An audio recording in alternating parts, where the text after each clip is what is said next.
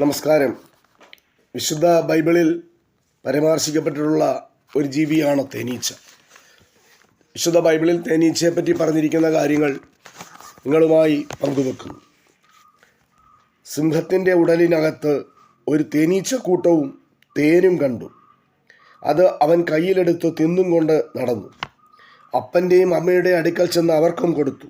അവരും തിന്നു.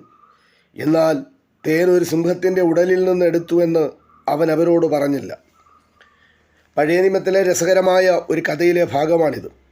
ബലവാനും വീരശൂരനുമായിരുന്ന ശിംശോൻ തിമ്നയ്ക്കടുത്തുള്ള മുന്തിരിത്തോട്ടത്തിലെത്തിയപ്പോൾ ഒരു സിംഹം അലറിക്കൊണ്ട് ചാടി വീണു.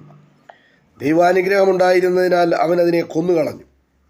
കുറേ കാലം കഴിഞ്ഞ ശേഷം അതുവഴി പോയപ്പോൾ താൻ കൊന്നിട്ട സിംഹത്തിൻ്റെ അസ്ഥികൂടത്തിനുള്ളിൽ നിന്ന് ശിംശോന് തേൻ കിട്ടിയ സന്ദർഭമാണ് മുകളിൽ പറഞ്ഞിരിക്കുന്ന ബൈബിൾ പരാമർശങ്ങൾ. ഈ സംഭവത്തെക്കുറിച്ച്